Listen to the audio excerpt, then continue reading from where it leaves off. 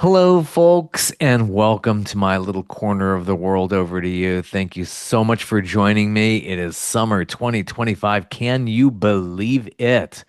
We are more than halfway through this year, chugging along. It is just absolutely beautiful, hot and humid here in the lovely southeastern United States of America. July 7th, 2025. It is a day to commemorate in so many ways. We're just on the heels of July 4th.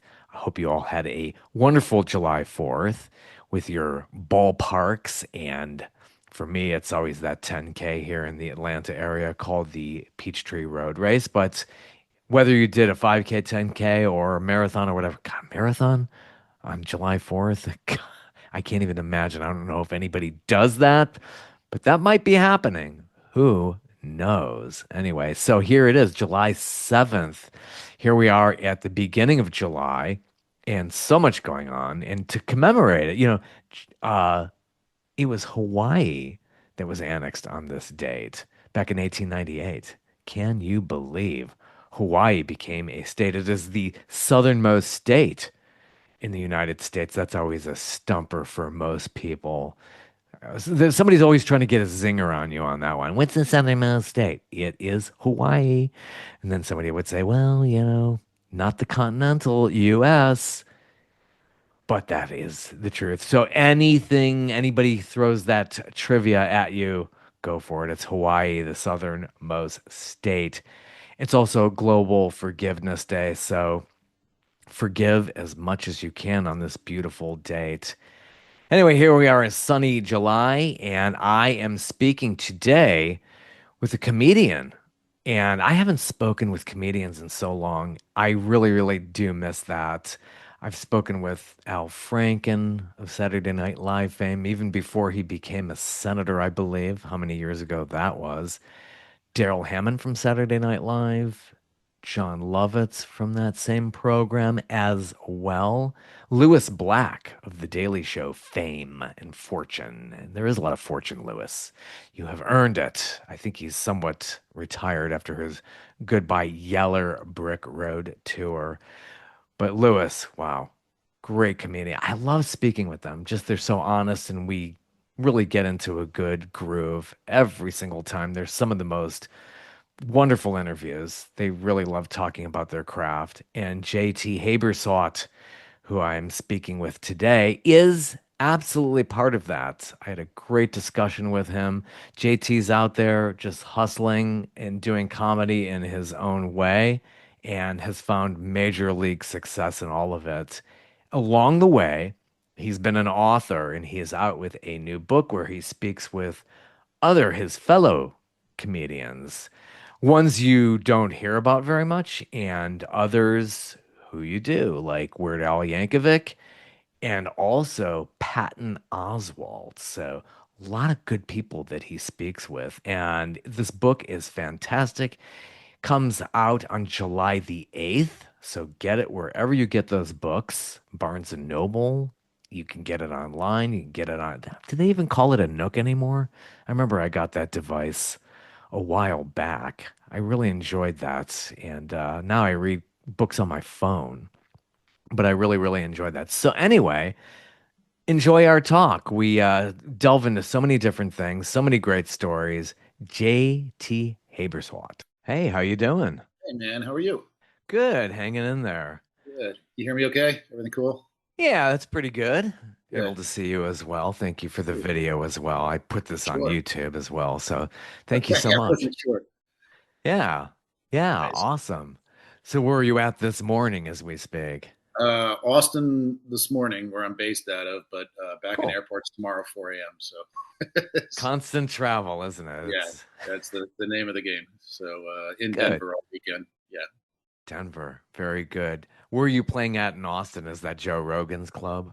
I've been there a bunch, but no, I live here, so I'm just home and chilling for the moment. It's funny because when I'm Austin's such a crazy scene right now, but when I'm home, I don't do a lot of shows because I want to just that's when I write books or work Yeah. on other things, you know.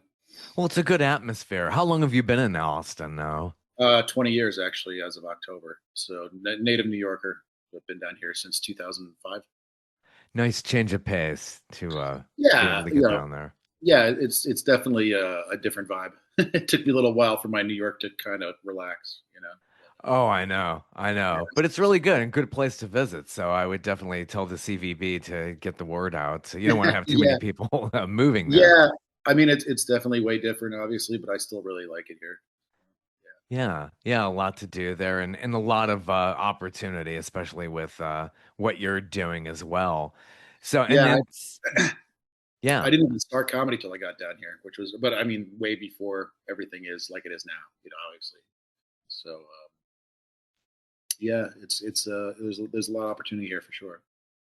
yeah, and then great place to fly out in and out of. It's more of a central location, so you That's can, crucial. yeah, I mean, we've kind of outgrown the airport. It's a great airport, but it's the population is so larger now than when I got down here initially that the airport can be zany, but it's still, it's 20 minutes away and goes pretty much anywhere you want to go. yeah. Now, have you been on Joe Rogan's podcast? Is he No, no. invited I you mean, on? we'll see what happens with this new book now because his head bartender at the club is a very old friend of mine, and her husband is in the book. A guy named Brett Erickson, who's Yes. one of Doug Stanhope's Unbookables, and and Brett. So there's a lot of crossover connect there, but I mainly go. It's funny. I I avoided getting COVID for 4 years until I went and saw my buddy Joe DeRosa at Rogan's Club and got caught COVID in the green room. So that was kind of hilarious to me. That Yeah, I know he catches you. I got it well outside of the original pandemic. I'm like, uh, I think I'm cool here. What's going on? I'm healthy, like Joe yeah, always says. I don't do the vitamin drip like Joe does, right, but right. it's like, but yeah, like it catches you when you least expect it. I'm like Yeah, razors. it was It's hilarious. crazy. After 4 years of fairly solid vigilance, I'm like, yeah, I was in a Joe Rogan's green room last night with UFC fighters smoking nonstop weed at me. So yeah, that's definitely how I caught it. But but yeah, I mean, there's literally we went from so many clubs that closed during pandemic. We were down to like I think two clubs that survived to now there's 11 in like 6 square blocks downtown. It's crazy. Wow. It's crazy. Wow. It's unsustainable is what it is, but it's Yeah. I remember back in the 80s, especially when I Mhm, first moved here to Atlanta, mhm. we had punch lines. We had Yeah. numerous clubs. It was like a real trajectory and got to see Mhm. some really good local talent and then people who had come in nationally. Yeah. It was on a rise and then there was a dip there for a while. Sure. The 90s was a weird time for stand up because the boom, well, people, uh, people overextended it. Suddenly every like Dairy Queen was a comedy club Yeah. and that's unsustainable. I think that's kind of where we're at now a little bit. We'll see what happens. But it's different with podcasts and stuff too and the internet. It's totally different than the 80s because you're not relying just on morning radio and word of mouth, like there's I don't know. We'll see what happens. It's an interesting time. Yeah, it was really, really limited how you could promote yourself back Hmm. then. Going those morning zoo crews and Yeah, which DJs. are horrific. Those are those are the bane of the worst part of stand up. And there's actually a passage in the book where Doug Stanhope talks about he's like, back then you had either 5 channels on TV or it was let's go see live entertainment. And it was like, Yeah. you and some other comic, and no one cared if they knew who you were or not. They were happy you were there. And then the band Mustang Sally's up after us. Stick around, like it was very, very specifically funny. I Um, always hear those horror stories like comedians opening up for musical acts. And like who I've done a thought of lot that? of that. I've actually done a lot of that, more than most. And I've got the formula down. I've toured with bands like punk and metal bands for like uh, sometimes for like 3 weeks at a time. And the key is you have to be advertised. They have to know on the poster that there's a comedy aspect. So it's not why is this person talking? And I always have the lead singer of the headliner or someone notable from the main band come out and introduce me. And then I can do the job. But otherwise, it's real hard. It's like Yeah. running Yeah. uphill on roller skates because people just don't know what's happening and they're either annoyed or they're like, let's give it a shot. But it's so loud with people, milling about waiting for whoever to blast your ears off. Yeah, it can be tough. Yeah, total different vibe. But I've heard like 70s and into the 80s. It was like, Mhm. why is somebody coming up there with the spoken word when they're expecting a loud band to come on the Totally, stage? House lights come down and mesmerized. It's just a whole totally. different thing. And I mean, it can obviously. I tour sometimes with Lydia Lunch, who's a spoken word combative feminist, um, and for her or like a Henry Rollins to go up back in the day, like okay, because Uh, that's kind of like aggression, just verbal, right? yeah, But for yeah. me to go up and be like, let's have levity, it's not really. It's not that's not what a Melvin's crowd wants to hear, or what. So yeah. So how long are you born and raised Atlanta? Or No, I grew up in Cleveland, Ohio. So oh, I cool. remember growing up there, and Sure. there were comedy clubs down there in the Flats region over there. Uh-huh. I remember Uh-huh. seeing Bob Saget for the first time, Wow. and I was floored. I was like, I never watched those Friday night shows. I was already in Yeah, yeah, college by the time I yeah. Because saw him. they're super corny, but Yeah. he was pretty raw. Then I was just blown away. This Yeah, guy is like, whoa, yeah, really insanely fast. yeah, yeah. I saw Crazy. one of his last shows actually. He did a festival in Houston, and then he passed away like 4 weeks later. It was crazy. Freaky. Yeah, Absolutely freaky. so Yeah. super weird way to go. Yeah, and another time I was way younger. I was invited to a fundraiser for then Senator Howard Metzenbaum, Whoa. and it was Peter, Paul, and Mary, along with Chevy Chase and Robin Williams. Holy cow! That's And amazing. in a place called the Front Row, which was a theater in the round. Mhm. And I loved Robin Williams. I loved Chevy Chase. I was growing up on Sure. them. I had Yeah. older sisters, so I stayed up, saw Saturday Night Live when it had Uh-huh. started. So I was like Yeah. totally into all that stuff. And Robin, this was like maybe a few weeks after John Belushi died. And Oh he, wow. he had spent the last night with him. It's just like it was so freaky. Wow. And Robin was Yeah. just completely off the charts. Yeah. Bobcat Goldthwait was like Robin's close. He said I was Robin's best man for like three of his weddings or something hilarious like that. And he tells a bunch of Robin Williams stories in the book as well. He was really close with him, and he's supposed to be the greatest guy. Chevy Chase, I hear, is thorny. Like, what did he do on stage? Because He he did doesn't the really. pratfall. Yeah. Okay, I was gonna say because he doesn't really do stand up. I'd be curious what Chevy Chase on stage. Just goofing around. He Yeah, and he just that sounds like great. immediately I saw this very up close too. We had really good seats, and it's like no wonder this guy had issues getting injured. I'm like, he really took the falls. Oh sure, yeah. He doesn't. Yes, It was what it was. So yeah, I wasn't really surprised that there was like a drug habit there too, as right, well. right. That's wild. Uh, Yeah.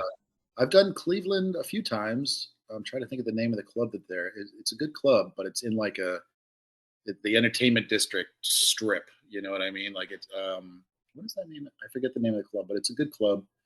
And I'll actually be in Atlanta the beginning of August with Eddie Pepitone. Oh, Um, cool. yeah. Cool. Is it one of the punchlines or No, we're doing what is it called? Actually, we hang do on. have I the was talking with Buckhead a friend there. Theater? It's I was just there with a just talking about this venue with a friend. Let me see. Yeah, we got some good ones. I was just at the Buckhead Theater Oh, nice. long ago. The Yeah, Earl, I the love it. Earl, the Earl. It's like a rock club, I think. Yeah, I think I've I heard don't of know. that. Yeah. Yeah, I don't know. It's been a minute since I've been to to that neck of the woods. But the last time I was there, I did the Laughing Skull Comedy Club, but I heard that's closing now. They just Yeah, different. Yeah, I like that place too. Yeah, very, very nice. Yeah, Atlanta is like, it's a pass through. America's cold sure, home. sure. Yeah, there was what was the theater I used to do too? There was a little theater there that was great. Over I do Star Bar sometimes. They still have their Monday night show, which is amazing. Yeah. My sorry, if I float at all, my cat is trying to make out with my computer at the moment. They Slowly get into pushing. everything, those Oh my curious god. ones. Yeah. So, I cool. had kitty visitors here for a long time. They show up at the front door, come in, check out what I'm doing here Yeah, on that's video. literally how she. Well, I've had her for a few years, and she just showed up at the door. This is excited to stay. Very cute. So, Cool. doing this book, doing Yeah. time. This Yeah, is great. You did a lot of research here, lots of talking, lots of interviews, kind of like how I do interviews. It's just you did yeah. a zillion, it seems like, and talked to such Feels a like a zillion. Yeah. yeah, Yeah. yeah, It was definitely. Well, I say in my author's intro, I say, I was once I realized there hadn't really been an oral history of stand up. Uh, I was like, well, there needs to be, like there should be. Why isn't there? And then I got really annoyed when I'm like, well, I could do it.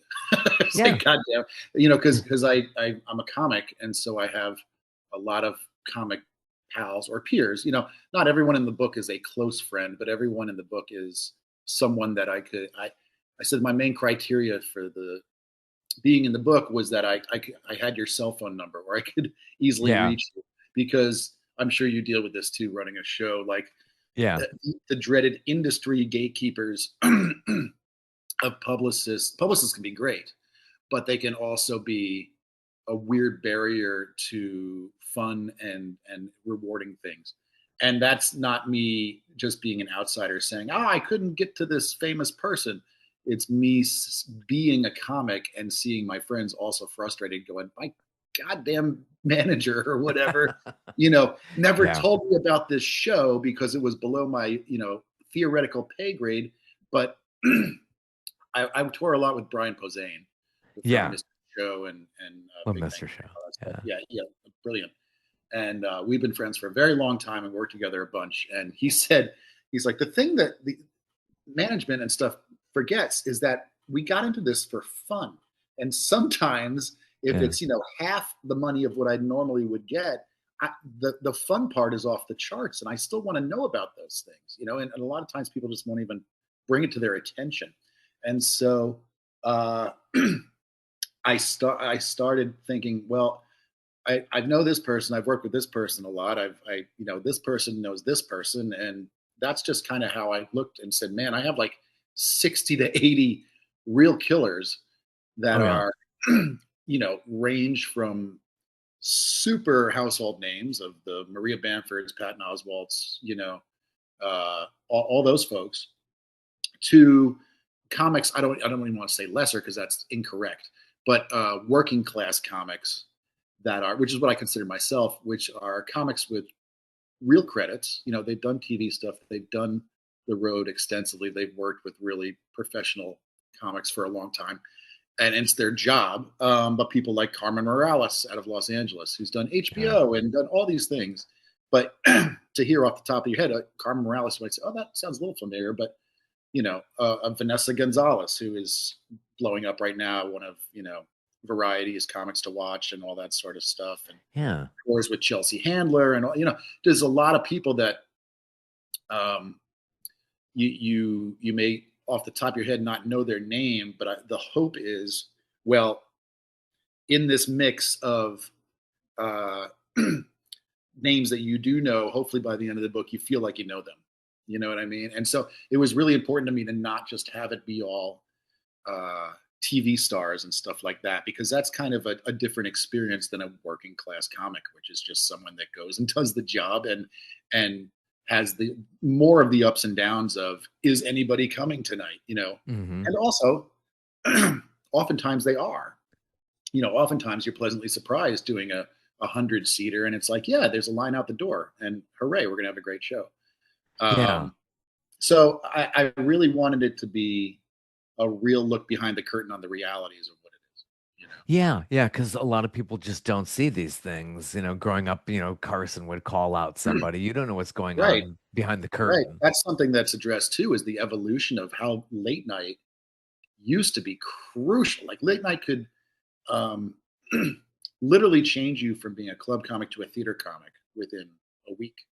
But that was super rare. Like to get that spot, you really had to be a shining star, or you know um, again, Bobcat talks about that in the book. Says he's like, the only time I've seen that happen was with Stephen Wright. He's like, he's Yeah, literally the only comic I've ever seen where he, the word of mouth was strong.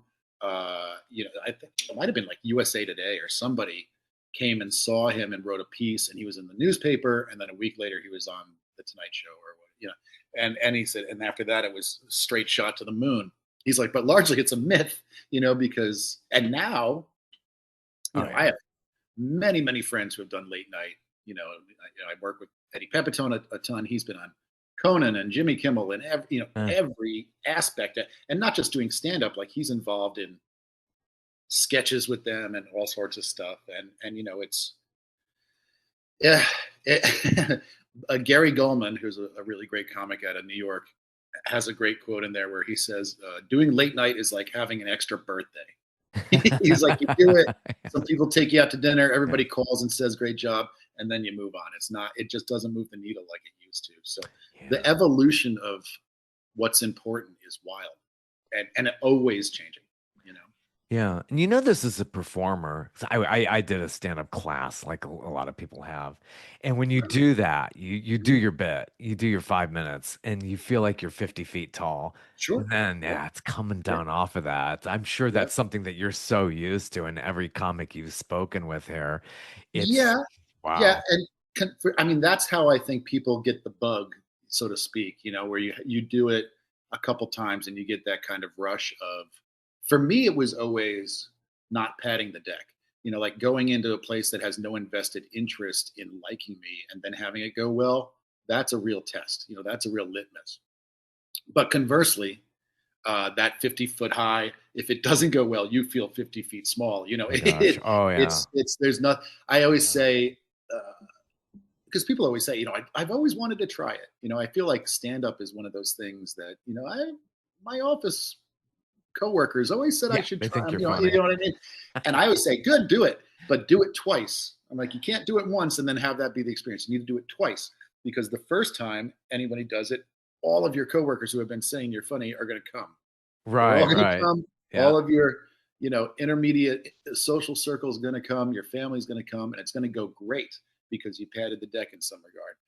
The next time you say, well, that was amazing. And you have that high for a few weeks. And then you say, man, I want to try that again. And you go back. And the second time, oh, we've got the kids tonight, or whatever. People are a little more busy. Maybe you get a handful of your friends there, and the rest are just paying strangers, or just Yeah. as I most comics will tell you, an open mic is other comics waiting to go up and could give a shit about whatever Exactly. you're Yeah. saying. They're looking at their notes, and it doesn't even mean you necessarily bomb. It just means it doesn't go as well. And that's the reality of what most of the early stages is finding your footing, finding your voice, and dealing with indifferent crowds or crowd. But it's also a true test of the material, right? And so if you do it twice and you still want to stick with it, then I'm like, okay, well then you have potential to maybe want to do this. Most people don't. I think most people say, oh yeah, I tried stand up once. It was 50% great and 50% not fun at all. Right, There's nothing right. will deflate that ego balloon faster than Sure. going after last time. This was amazing, and this time, yeah, one joke got a little bit of a laugh, and the waitress kind of scowled at me, like so. Yeah, it's I encourage everyone to try it, but the people that it's such a tough job year after year, also in terms of financial stability, because you're essentially freelance completely. Oh, it And, is. It and is. it's like acting, I guess, where you never, once your current job is done, you're unemployed until your next job shows up. That's just how it is. Yeah. So they dubbed you the Godfather of punk rock comedy. That's Yeah, an interesting how did that stick um, with you all this time? that kind of was a little bit of a self fulfilling prophecy in that I was a punk rock kid. Like I still largely Wow. come came from that New York world where I lived upstate, but once I could got my driver's license, I can go to the Metro North train. I would take the train from Poughkeepsie, New York, down to the Lower East Side whenever I could, Huh. as like a 16 or 17-year-old, and go see shows at CBGB's or wherever. And so um, I was very immersed in that world of the punk rock scene of the early '90s into through the 2000s, and saw not just punk rock with a capital P, but avant-garde bands. Bands like Boss Hogg with John Yeah. Spencer Blues Explosion, Luna, stuff like that. That really was DIY, but also artsy in a way that was, sometimes a little pretentious, I guess. But bands like the Yeah Yeah Yeah, stuff like that, that I I really, remember that. raw and exciting. And so, I was a college radio nerd. Also, I went to SUNY New Paltz, and I was the music director of the college radio station, and was all about that and promoting shows and stuff like that. I was a show promoter. I was in a couple bands, but largely just for fun. No, like real, like we're gonna make it. It was like fun bands. And so when I moved to Austin in 2005, that's when I was like, well, I kind of wanted a break from all that stuff. I was burned out on promoting shows, and I was running a zine called Altercation Magazine. Oh, And I started saying, well, I've always wanted to try stand up for real. Let's try that. So around 2007, I started doing stand up. And I didn't want to go the traditional route of go to the comedy club, wait, see eventually you sure, get to sure. host for 10 minutes, the whole, way you're supposed to Paying do your it. dues. Because I was used to just like, oh, we don't have a venue. Well, I know this library that's closed. Let's go put on a show there. What do you mean? Yes, we do. We just find one. Just because the rock club says no doesn't mean we don't do the show. And so I had that mindset. So I just booked myself shows with bands, or even just headlining, even doing 30 minutes at a club, and a lot of my rock friends would show up. So I was very immersed in the music scene pretty quickly.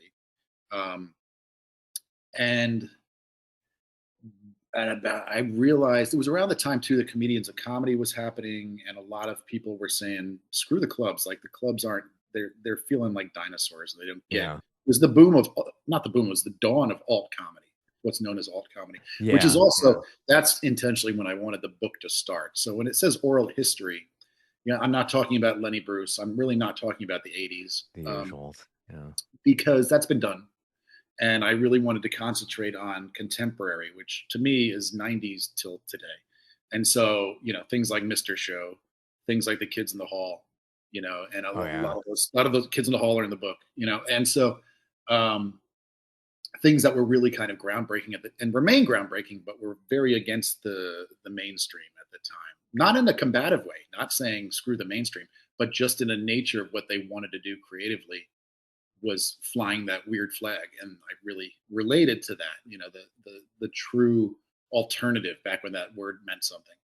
And Yeah. so I looked at people like Janine Garofalo or Doug Stanhope or the comedians of comedy, David Cross, and they were all doing rock clubs. And I said, that's the way to do it.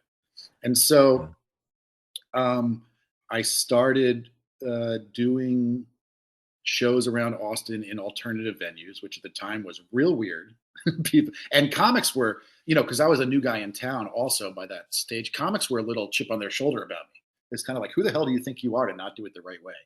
Yeah, And that's so gotta be people would, tough. so if I'd show up to the Velveeta Room, which is like the legendary open mic small club here that's still going, I'd be very friendly and whatever, but I could get some sideways glances going, oh, that's the guy who thinks he's too good to do the right way and he's booked his own show.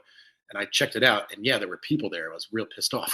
Like, It's that's not supposed to happen. yeah. And conversely, it ended up being a little bit of uh, a way for me to stand out.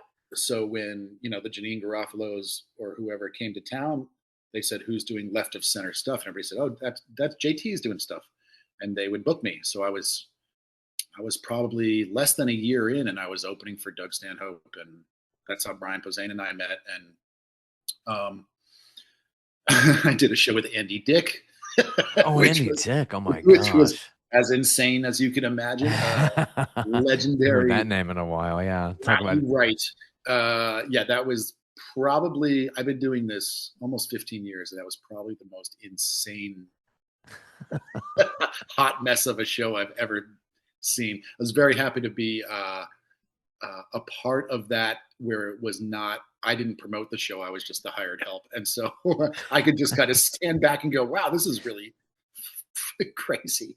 Um, but anyway, to your question, yeah. about 2009, 2010, I decided I want my own kind of comedians of comedy slash Ramones vibe. And so I started booking this thing called the Altercation Punk Comedy Tour.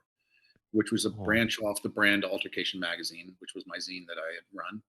And I assembled I had done Van's Warp Tour at that time, a couple spots on that, and met some comics that were. I'm like, well, if they're on the Van's Warp Tour, they kind of have a punk aesthetic, probably. And so I met a guy on there. I met a spoken word heavy metal guy named Duncan Wilder Johnson out of Boston, who's still hmm. doing stuff. He's great. Um, there was a woman in Austin named Ruby Collins, who I thought was really funny and doing very uh, unique and kind of edgy for a woman at that time, like very not dirty necessarily, but edge. I was like, wow, she's got guts to say some of this stuff. And so I assembled this rotating lineup of about 4 to 6 of us, depending on where we were. And we toured like I, I'm a Black Flag kid, so we just Yeah. booked. We did a tour one time. It was 4 weeks of shows with one day off to fly from New York to the West Coast. That was our only day off, and that Mm, is unsustainable and insane. So but yeah. however, I should also mention that I was like 33 when I started, so I was not by any means like a 19-year-old It's Henry a big Rollins difference. doing Yeah. Black Flag, where to quote him, you could live on a candy bar in hatred. Uh, It can't last forever. It I catches up with you. I look back now on some of the scenarios. Like we did a show one time in somewhere in Oregon, and the van had broken down, and it was at some pizza shop on a Sunday, and I hadn't booked the show. One of the other comics had, and we walked in there, and it was no one. It was I call it comedy a hijack situation where no one knew comedy was happening. It was very apparent, and then you're eating your pizza dinner, and then you look over and someone's just talking in the corner, like what is happening? And every TV was on and it's showing sports, and so it was not good. And we were very tired, and the car had broken down that day, and we needed to get it fixed. And they basically said, "Oh, here's your pay," and they gave us pizza. Pizza was the pay, Oh gosh. and I Talk was about like, paying "What?" your They dues. paid literally in cheese and sauce, and so um, I was like, "Well, we have no place to stay. Like we can't even sleep in the car because the car is at the mechanics. Like, what are we gonna do?" Oh And gosh. I basically said to the comic who had booked it, I'm like, you need to find us a place to stay. And he basically shook down the promoter and said, look, we have to stay at your house. Like, we'll take the pizza pay, but we have to stay at your house. And of course, because it was a promoter at a pizza venue, they had a very small 1 bedroom at most apartment.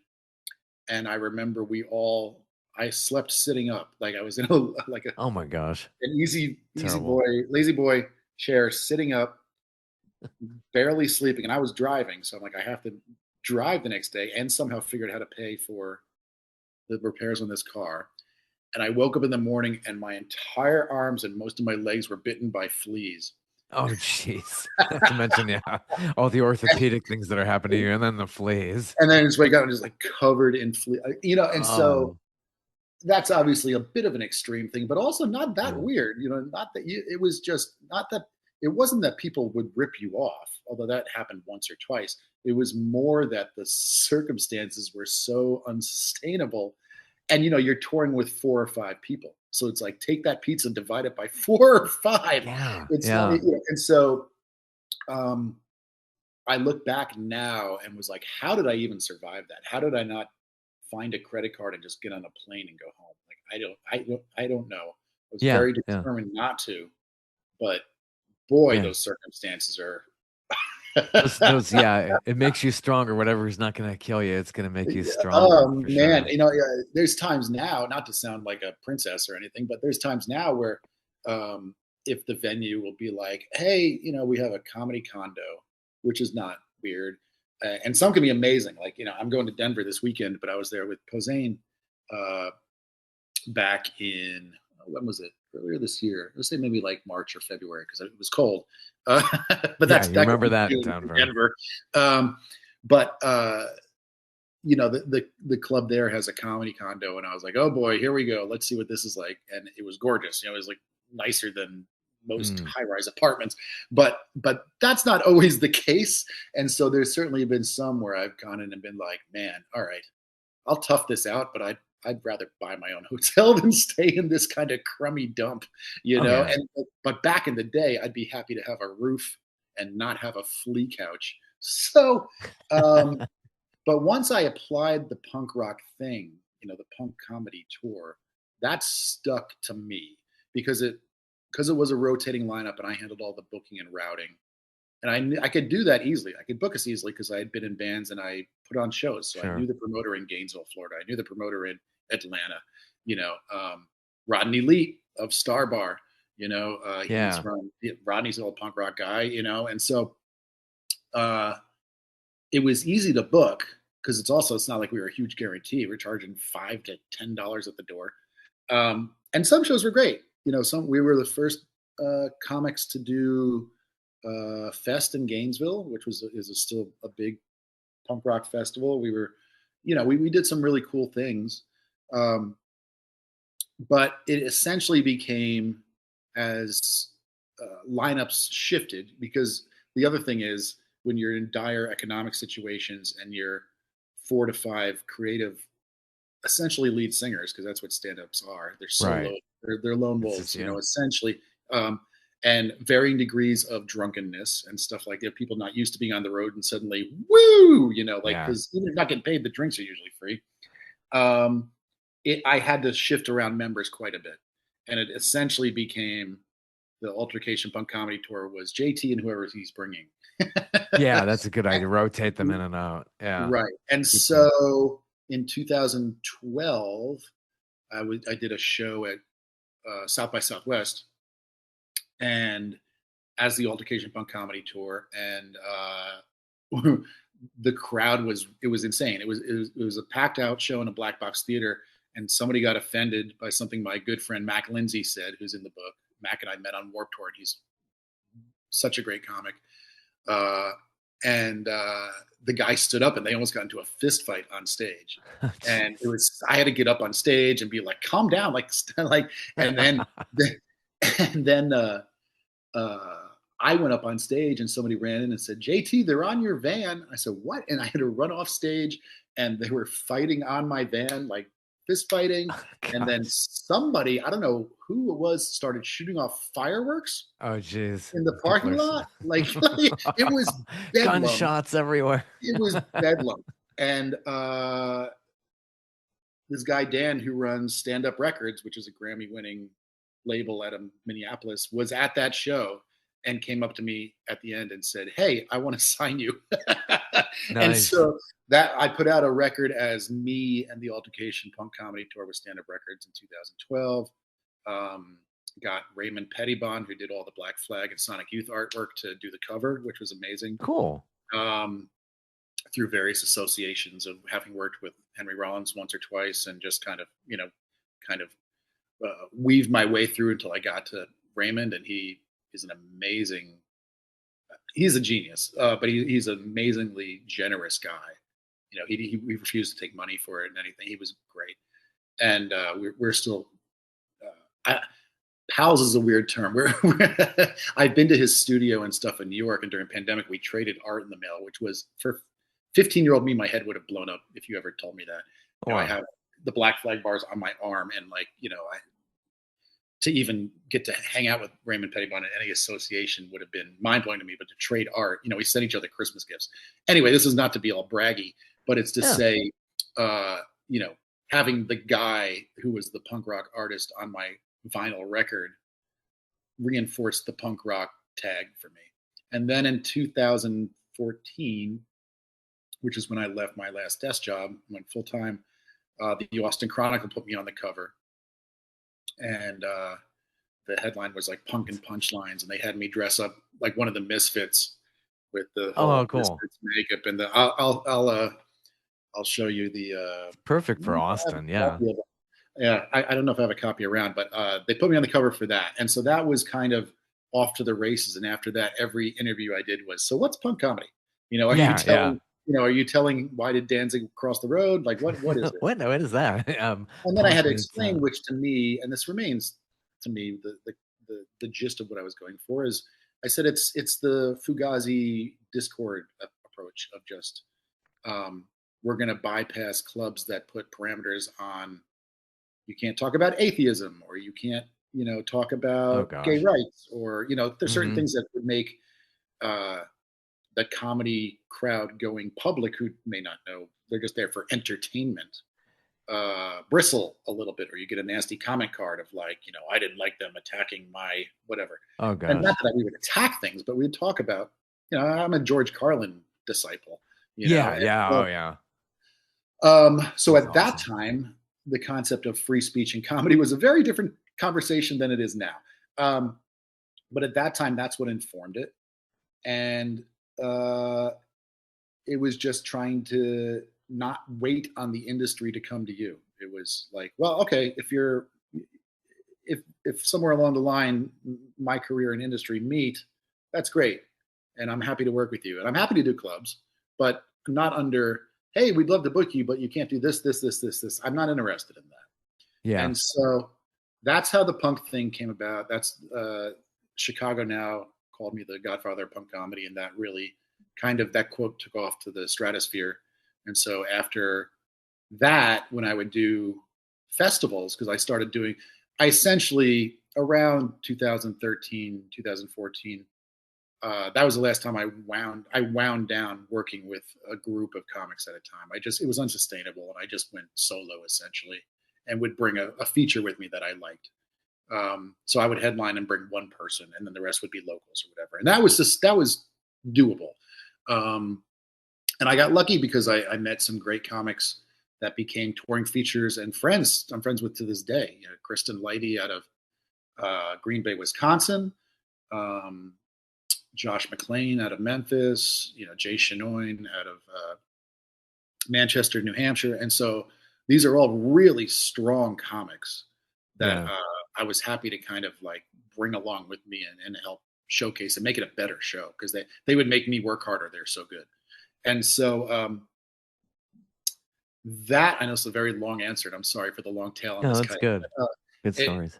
that is where the punk rock thing came from. And then I, I'd say, well, I'm like, what year are we? 2025? Yeah. I'd say Amazing. by 2016, about 2 years after I went full time, I started to find the punk tag limiting, in that people were throwing that into every press thing I did. And, I'm like, by this point, I have, two additional albums out, it's two additional specials after that first altercation tour one.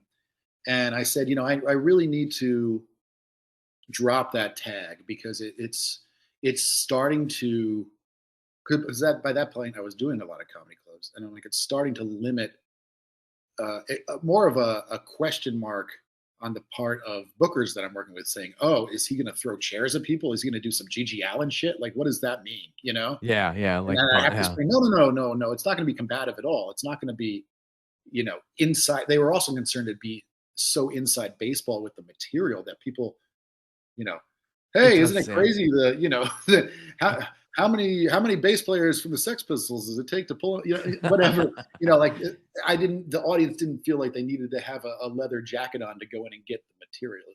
So I dropped the punk rock tag, and largely that was the one of the best things I've done.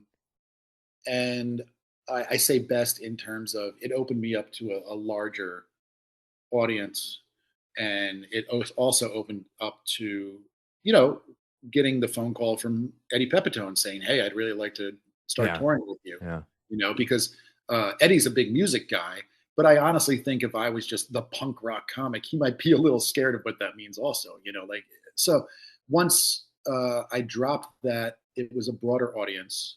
But I also like having that lineage, because I don't think I would have. I'm the only stand-up comic who's ever toured with Lydia Lunch, and I don't think that yeah, would have come about if I didn't have that lineage. You know, yeah. It's really good. so Yeah, it's I so could I'm see proud that. of it. I'm proud of having that background, but also I don't really yell that to the rooftops anymore.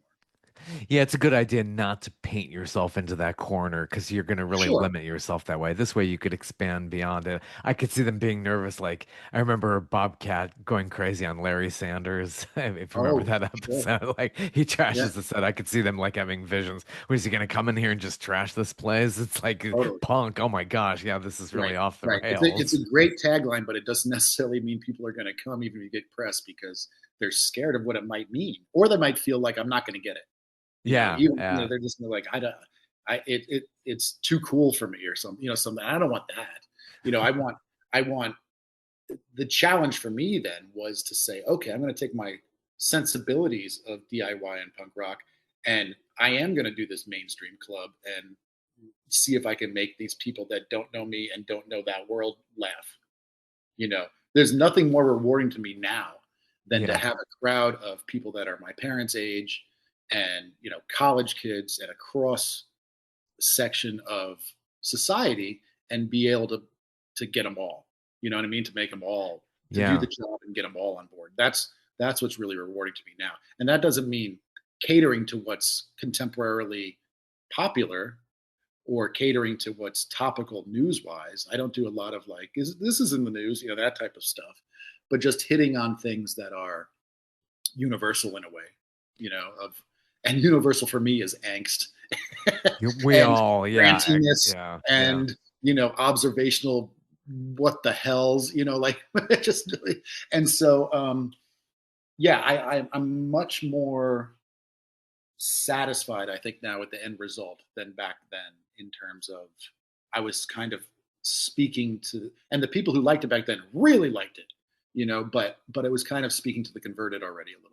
Yeah. Seemed like you were heavily into the 90s with the zines. That kind of Yes. brings back those kind of memories. These days, it's, we got podcasts, we got YouTube, people Yeah. doing actual specials on YouTube. They don't have to Sure. wait for Max, HBO Max to come get them. Yeah. It's you could do this Yeah. on your own Netflixes. Hmm. So that's just totally exploded. It's a great thing, but the problem is like everybody could do this now. It's just like Yes. it's wide Yes, but open. it's also, I still think like the YouTube thing, that's a great example because I've done film specials and stuff, and my most recent special, I just did audio. It was for 800-pound gorilla called Swamp Beast, and I just did audio and vinyl. Because it's a pain in the ass to carry around, but people like it, and I can sell a decent amount of vinyl. But my last film special was on DVD, and it's still on DVD. And people don't have a Wow. DVD player anymore. It's just hard to. People like it, Yeah. but you can't. Like, I don't know how to play it. It's like cars don't even have CD players in them anymore. I It's like, where do you know. play a Yeah. CD? And so part of it is just the technology thing, but the YouTube thing I think is great because yes, anyone can put it out there, but YouTube, it doesn't mean anyone has to watch. You Right. know, Yeah. you know what I mean? There's a lot of Uh, content. it's easy to get a chip on your shoulder saying, wow, this person got a Netflix special and probably got Netflix money, and I'm watching this, and boy, does it suck. I, Yeah. and I'm not naming names, but there's comics that I've watched their specials, and it's taken me 2 or 3 times to get through it. And the weirdo that I'll watch stuff that isn't even for me because I like to study the craft of it and be like, okay, well, why do people like this? Yeah. Sometimes I'm Yeah. just perplexed. Sometimes I'm like, oh, well, the mainstream is sometimes wrong. Sure. Somebody Sure. bought all those Creed records and it wasn't me. Uh, so, I can't argue some, with success. you know, It's like, like good for them. I'm sure they can give a shit what I say. But yeah, there's a lot of stuff I think is real terrible that's super popular. So some it of it's just that. does. But Yeah. there's other times where I'm genuinely perplexed as to like who is the audience who's loving this? Yeah. You know? Yeah. It's like the Applebee's of comedy. Like I Yeah. just don't How understand. does that happen? Yeah. Yeah, and it's just, it's not terrible, but it's so mediocre. And so the YouTube thing is really intriguing to me because you can have comics. I do shows with this outfit called Don't Tell Comedy. I don't know if you're familiar with Don't Tell, but they put on Familiar. secret shows. They started in LA, New York, and they basically branched out and have producers in almost every city. And they do shows where you buy a ticket, you don't know who's on the lineup, you don't know the venue, and it's kind of a speakeasy vibe. So I've done them I did one in Minneapolis in a car auto parts garage with cats running around. I've done them in, uh, weightlifting places. Like they're Oh, all that's over the funny. place. So it's fun, and they're usually BYOB, Yeah. and tickets are 25 or $30, and so they pay you pretty okay. And the audiences, I don't think I've done one that hasn't sold out. Like they're just really fun. But they started doing uh, for the more kind of on the rise comics, they'd film sets. Eddie Pepitone just did one, and they film in New York or LA, and they're 15-minute sets, and their views can number in the millions. Like that's been a game changer because it's just on YouTube, and so it's a way for there's a guy. there's a lot of comics that are people that I know, but I've seen them kind of have their star elevated by doing those, and the audience is discovering them. And so YouTube can be really effective for that. And as far as I understand it, if you get large numbers, because you see major, Ari Shafir, I think, released his last special on YouTube. It's a common Oh, thing now.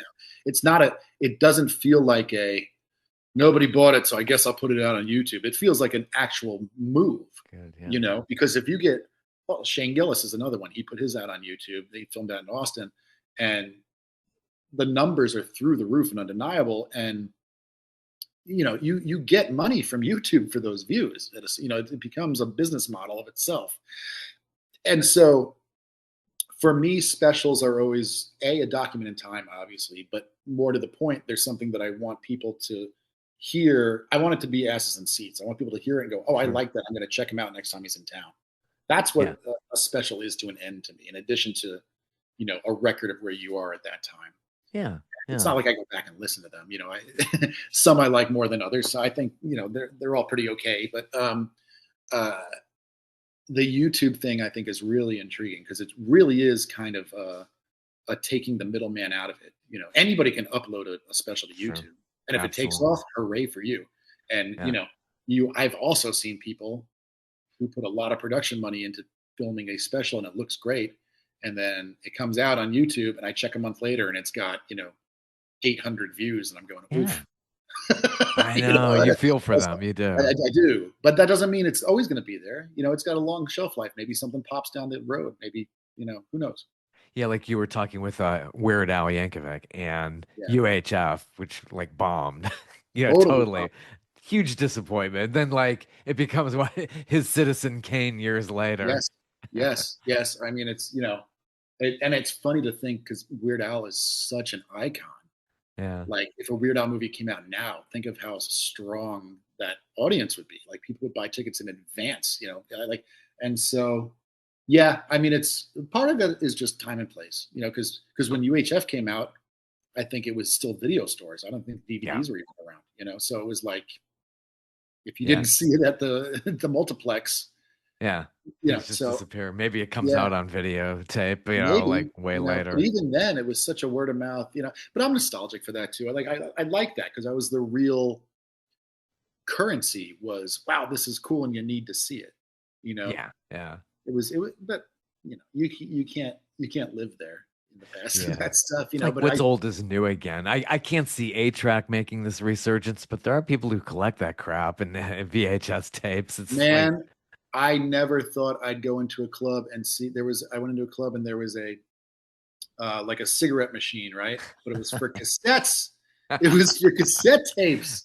And I was like, what? And so kids are buying boom boxes and listing, which cool, right on. But I never would have guessed that cassette. Vinyl, yeah. Vinyl has that kind of right. always been cool, always will come around again thing. Cassettes? Yeah. Not really Like, sustainable. Yeah. Tape. what do you have an IROC? Like, what do you like what's going on?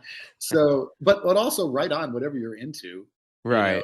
But when people approached me actually and said, "Would you ever?" When I was doing my last vinyl for my album Swamp Beast, I said, "Would you ever want to do cassettes?" I'm like, "Absolutely not. I am not like I'm not carrying around cassettes. Like I just am not." But bands do it. Bands. I see it. If it works, it works. Um, It's yeah. getting your stuff out there and any way to distribute that as well. And they So know their audience. yeah. They're just the reality is they're younger than me, and they know Yeah. the people that they will reach through that, and good for them. I don't know those people. It's weird to see that. So how long did this book take to put together? You did all these interviews. Wow, Was it it was so over? much work, man. I've written two other books before this, but this I got the idea, fortunately slash unfortunately, at the end of COVID, like around 2021, is when I was like, I think I want to tackle this. Um, And so the good part was when I started calling people, a lot of people were still home and couldn't tour. And so they were available. And so I could get a lot of people on the phone. And then once around 2022, when things were a little more sane and a little more social, I started doing as many in person as I could. And so I would fly to LA, or when I was in LA or when I was in New York doing stuff, I would find whoever was home and would sit down with them. So I sat down with Todd Glass and Mhm. Tom Rhodes and, Patton Oswalt and all those folks. Um, and so uh, start to finish 3 years. Because what I had to do was, I think back now and I'm like, how? It sounds so insane Yeah. labor wise. I basically interviewed 60 to 70 comics or whatever's in there. And then I transcribed all the interviews. And then I went through interview by interview and broke down the sections, the chunks of conversation, which could range from a sentence to a paragraph, depending on what was being discussed topic wise, of what I thought was important for the book out of those. Because the interviews could be anywhere from, I think the shortest interview was probably 30 minutes, and the longest was, I talked to Greg Turkington, Neil Yeah. Hamburger, who's such a great guy, and he hadn't done press in 10 years. I had to do an Good. interview before the interview to say, hey, would you be interested in doing this? And he said yes. So that is, I think it's probably Greg's last interview that he will ever do, and it was his first in 10 years. And we talked for 2.5 hours, I think, something like that. And so um, the lengths were very varying, but not short. None were short. And so I had to transcribe all those, pull out the chunks that I thought were relevant, take those chunks and put them into, okay, this needs to be in the first part of the book, the second part of the book, or the third. Because it's very much, I describe it as an airplane ride, where the beginning is like early childhood Yeah. Beginnings. influences, how you got into stuff. The bulk of the book is about doing the job and the realities of stand up. And the closing, the landing is essentially, what did you learn, advice, things like that. And so I took all those quotes and I said, this goes in this first part of the book, this part goes in the second part of the book, this part goes in the third. And then once I had all those quotes from everyone in the three sections, I went through and started to compose the narrative because I wanted to be one long Hmm. conversation. And I didn't want, I talked to a couple other publishers before I landed with Jawbone, who were fantastic. And they wanted me to kind of essentially dumb it down. Like they said, how about we just do a chapter on hecklers, or a chapter, they wanted to chapter it and make it kind of like a Uh, bathroom reader book. And I was like, I want yeah. this to be able to be picked up and put down because it's their words. It's, I Yeah. wanted to keep me out of it. But I'm like, the narrative is very intentional. So the book took a lot of time to organize in a way that I wanted it to feel like one long conversation that delves into mental health and depression issues and stuff like that, and then moves into combativeness with the crowd, and then slides into hotels versus comedy club condos. And so it took that took when I had all the nuts and bolts of, okay, all the stuff's transcribed, everything is chunked out. Now the easy part, the fun part is putting the book together. And boy, that was when the work really started, because Sure. I not that I did a lot of revisions, but I really had to trust my gut in being like, all right, this flows into this, and this flows into this, and this flows into this, like a big mixtape, just kind of. Yeah. It was essentially by that point curating the story that I wanted to tell, more so than just plugging in. Because if you plug it in, it's not going to be engaging. And if you plug it in, it's going to feel like what it on the surface is, which is a collection of interviews plugged in. And I didn't want that. My job then was to tell a story with these interviews. And so hopefully that is the end result. I tried really hard to have it happen, but I spent a good, I would say, 1/3 of all that time on assembling the actual book when all of the parts were done. And then I had to sell it. Yeah. That's a whole other thing. So that's Marketing the other is, thing is yeah. that, because I'm a DIY guy, I had my last two books, I had essentially self-published, but I had put out a zine, and so I had channels. I could get it into Barnes and Sure. Noble. I had Ingram is who I used, who was my old distributor, and so that was I could do that. I could put out a book and people could get it, and they did fine. But for this book, it needed a larger platform. Like I wanted it to be uh, available in airports and stuff like that. And so, um, uh, having done all that work while doing stand up and everything else in the meantime, is there's no guarantee of, well, it's like the YouTube thing, right? Like you can put all the Oh, money yeah. into the production and the time. There's no guarantee there's going to be a fancy carrot at the end of that stick. And so uh, I feel fortunate that Jawbone, I've really loved their stuff and their aesthetic. They're London based. This is their first non music book ever. So that's pretty great. Like I feel really proud about that. Eddie Pepitone wrote the forward, and Good. Yeah. so yeah, it was a lot of work though, man. It was a really lot of work, but I think it's the most accomplished thing I've done in terms of a product. And Yeah. I don't say Yeah. product sounding like commerce. That sounds like Yeah. something that's going to get hit with a tariff. But a product in terms of the end result, I'm very happy with it.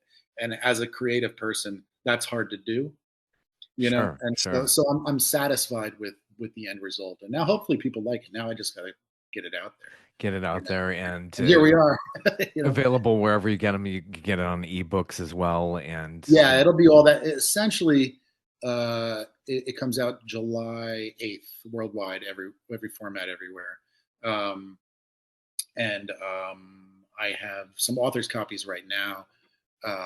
But essentially, actually, due to tariffs, like everything bottlenecked because it's shipping from London via boat, you know, oh and gosh, yeah. so it was There you supposed to go. be out right now, but we had to push it to July because I didn't realize Barnes and Noble and Amazon and all those places pre-sales. If your product is late, they just cancel the pre-sales Oh and gosh. refund everyone's money. And I was like, what? They don't say it's running late and we'll ship it in 2 weeks. They just cancel everything and you have to reorder it. So Gosh. once the publisher told me that, I'm like, we can't do that. So we pushed the release date to give us a window. So yeah, July 8th, it's out everywhere on all digital and Awesome. all that sort of That's stuff. fantastic. Great book, and you got so many. You got big names in here, and then Mhm. people who we haven't heard from Yeah. or are far from being household names, and it gives you the nuts and bolts of, hey, if I'm really interested in stand up, this is a great book to see, how it's done, Hmm. how people feel going through all this, and the dues you Right. all have to pay to Right. really get out there. It's Yeah, very because eye-opening. that's great to hear because there's a weird, well, it's not weird, but there's a circumstance where people either think you have to be Jerry Seinfeld or it's not real, or they just don't Hmm. know. And I think there's a lot of curiosity about like what does it like what is this job, the day to day of it, like what is the ups and the downs of the career. And so I hope people can kind of get value out of it. And I also tried to make it a degree of evergreen in terms of I didn't really dive in too hard into current kind of uh, controversies or hot button topics or anything like that because I want it to be a book that in 10 years someone who's interested in comedy or getting into stand up can pick it up and still get value out of it. I didn't Hmm. want it to feel dated. Right, exactly. It's And not so going to there's a little, date. yeah. So there's a little bit at the end of the book about COVID and post COVID and what that was like. Because some people quit. Some people just never came Yeah. back. And they just their life stopped and they said, "I like this better, actually," or Yeah. they Yeah. just moved on to other things. You know, and so it was felt important to mention that, but it's really only a couple pages talking about COVID stuff. I didn't want to. I didn't want to live there. You know. Yeah. Um, so hopefully people get value out of it. Yeah, man. I appreciate you Yeah. having that experience with it because that's the goal, is to kind of Yeah. open people's eyes and kind of you know a little bit of a reveal warts and all. Good. Well, thanks for stopping by. I hope to see you in Atlanta maybe one day once you Yeah, come yeah, through yeah. here. I said I'll be there. I think it's the first Friday in August with Eddie Ooh, Pepitone. nice, nice and hot. I moved down here, oh gosh, close to 4 decades ago in August. It's a little steamy here at that time. Oh man, We yeah. make I usually well these days I go where they send me, but I remember that area can get you get the humidity there, yeah, which big time. Big I time. usually it's brutally humid right now in Austin, which is kind of strange. But I've done New Orleans in July also and went through like 9 shirts, going, "What am Oh I yeah. doing here? Like this is unsustainable." But yeah, Yeah. doingtimecomedy.com has all the pre-links and everything like that. And I really appreciate you having me on, man. It's great to talk to you. Yeah. Thanks for coming by. I appreciate Absolutely. it. Take Yeah, thank care. you. See ya. Bye-bye. Well, thank you for listening to our long discussion. JT enjoys talking, and I don't enjoy interrupting very much. As you might know by listening to my podcast, I like getting out as much as I can from my interviewees, and they tell their story, and he is insanely prolific. Great guy, has really paid his dues. been all over the country, probably the world, and has got so many great stories. He needs to go on Joe Rogan. I really thought he was on there. I don't know why I thought he was on there because he lives in Austin, so it's like that's the name there. But I think he has played at Joe's Comedy Club there, as he said earlier in this interview. Anyway, thank you so much for dropping by, and we'll do it again. I'm keeping this thing going. I know some podcasters are ending their programs, but yeah, I'll keep getting people on here. Hopefully, more comedians. Really enjoy that. Anyway, see you or hear from you next time.